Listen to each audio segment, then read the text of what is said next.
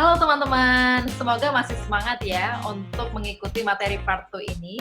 Kenapa sih kalau belajar transisi jurnalisme juga harus mempelajari sejarahnya? Ya karena kan gimana mau tahu bedanya, mau tahu perubahannya kalau kita nggak tahu sejarahnya jurnalisme online itu sendiri seperti apa. Nah yuk kita langsung bahas bareng-bareng.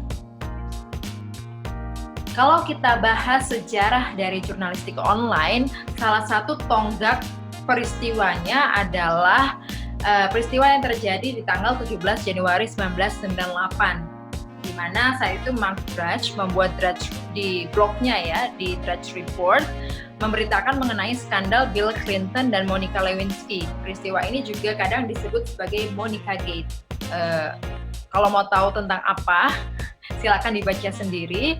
Tapi ini ada video TED Talks dari Monica yang menceritakan pengalamannya sebagai korban pertama dari pemberitaan secara online.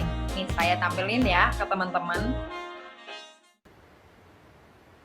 In 1998, after having been swept up into an improbable romance, I was then swept up into the eye of a political, legal, and media maelstrom like we had never seen before.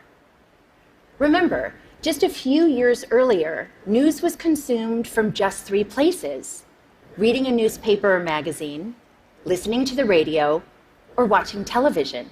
That was it. But that wasn't my fate.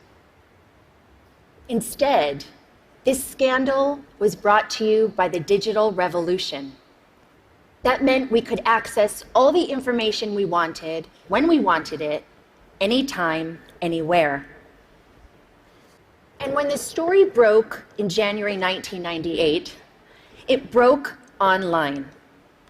It was the first time the traditional news was usurped by the internet for a major news story. A click that reverberated around the world.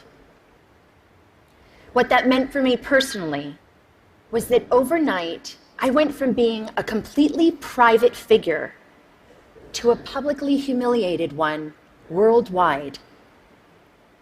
I was patient zero of losing a personal reputation on a global scale almost instantaneously.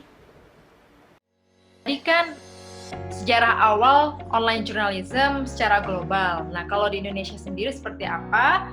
Awalnya itu ketika muncul blog-blog pribadi. Jadi ketika internet awal-awal muncul, orang-orang mulai bikin blog, mulai menceritakan peristiwa yang terjadi di sekitarnya. Inilah yang dianggap juga sebagai pencetus dari munculnya online journalism. Kemudian juga media-media konvensional, terutama mungkin koran, juga mulai bikin website. Walaupun awalnya media online itu hanya versi digital dari media-media tradisional. Jadi kayak versi digital dari koran gitu. Kecuali Tempo. Kenapa kecuali Tempo? Karena di tahun 98 itu ya, dan sebelumnya tahun 90-an lah ya, itu kan Tempo teman-teman tentu tahu sudah beberapa kali dibrandel oleh Orde Baru karena mereka tidak mampu mempublikasikan berita lewat media cetak mereka. Akhirnya mereka menggunakan media online yang memang belum terlalu banyak diawasi oleh pemerintah Orde Baru saat itu. Baru kemudian salah satu hal penting yang mempengaruhi jurnalistik online ialah turunnya Soeharto. Pemberitaan turunnya Soeharto kenapa dikaitkan sama online journalism? Karena Soeharto ini bisa diturunkan akibat beredarnya informasi mengenai tindakan korupsi keluarga cendana yang disebarkan lewat mailing list. Nah, itu yang kemudian akhirnya menjadi pencetus kemarahan rakyat, melakukan demo besar-besaran dan menurunkan beliau dari jabatannya sebagai presiden. Dengan turunnya Soeharto juga yang dulu sangat ketat ya mengawasi perusahaan-perusahaan media, lalu diganti Habibie yang sangat membuka keran kebebasan pers, muncullah banyak media-media online. Salah satunya ya detik.com, itu kan memang pionir ya, juga disebut tuh di videonya Remote TV. Tapi selain itu juga ada yang lain-lain nih. Bahkan astaga.com, satunet.com, cafegaul.com menurut salah satu buku justru yang cukup besar waktu itu. Walaupun saya sendiri kayaknya nggak familiar ya dengan website-website tersebut. Lalu media online mulai booming nih kan. mulai banyak yang bikin media online, bahkan saat itu Copytime.com menjadi satu-satunya media yang berhasil masuk bursa saham di Jakarta. Jadi ini kan menunjukkan bahwa perusahaan media mulai memiliki value yang tinggi di mata para investor karena dianggap potensial gitu. Jadi ya itu akhirnya makin rame lah orang yang membuat media online. Tapi ternyata hype-nya dari media online saat itu nggak bertahan lama. Di tahun 2002 bahkan banyak yang gulung tikar. Jadi kayak cuma bentar gitu ya, anget-anget tai ayam lah gitu. Kecuali media-media yang punya induk perusahaan media konvensional ya kayak Kompas, Tempo gitu, mereka tetap bisa bertahan online-nya ya karena pendanaan mereka ya berasal dari perusahaan media cetaknya. Jadi kayak online itu disubsidi oleh media cetaknya gitu.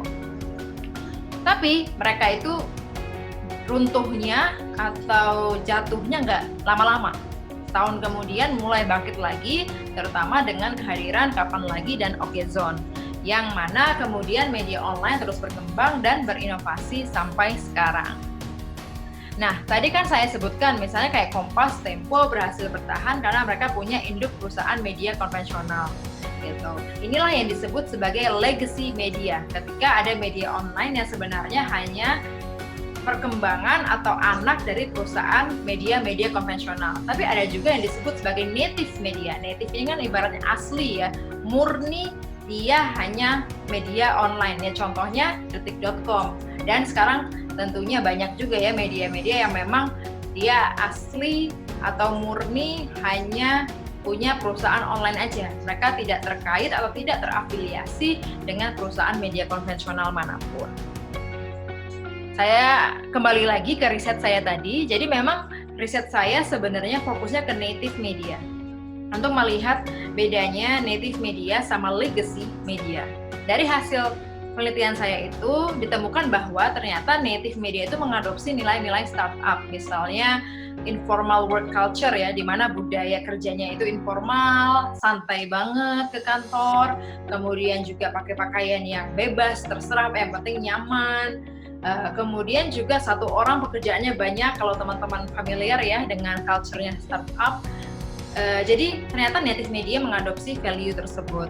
Lalu ternyata karena memang umumnya native media ini kan masih baru ya, masih belum terlalu dikenal ya, kayak misalnya misalnya Tirto aja mungkin sebagian orang nggak aware dengan media namanya Tirto. Kalau teman-teman masih ingat tuh ada video PSSI ya, ketika ada jurnalis Tirto wawancara orang PSSI terus kayak nanya, Tirto media mana tuh gitu. Jadi reputasi native media ternyata masih cenderung kalah dari legacy media. Ini diakui sama jurnalis-jurnalis yang dulunya kerja di media konvensional lalu pindah ke native media. Mereka mengakui kalau agak kesulitan sekarang untuk reach out to narasumber, untuk wawancara narasumber karena nama media mereka belum terlalu populer. Nah, akhirnya native media pun sekarang ternyata mulai menerapkan rutinitas legacy media. Native media kan cenderung lebih bebas gitu ya, lebih konsepnya fun. Tapi ternyata mungkin mereka merasa kita perlu belajar juga dari kesuksesan media konvensional. Jadi rutinitas-rutinitas legacy media konvensional yang punya aturan-aturan di kantor, terus juga lebih serius, itu mulai juga dilakukan oleh perusahaan-perusahaan native media. Nah, dengan contoh yang saya berikan tadi, walaupun tidak banyak, karena sengaja tidak banyak, saya mau teman-teman untuk memberikan masing-masing satu contoh legacy media dan native media. Sekali lagi kata kuncinya, legacy media adalah perusahaan media yang online, dia punya versi online-nya, tapi sebenarnya dia tergabung atau terafiliasi dengan perusahaan media konvensional ya, kayak Kompas.com punya perusahaan Kompas Group, Tempo.co juga awalnya dari majalah Tempo. Sedangkan kalau native media, dia adalah media online murni, ya misalnya kayak detik.com atau Tirto, tuh tadi saya sudah sebutkan. Apalagi media lainnya yang native, yuk sebutkan deh di kolom yang sudah saya sediakan.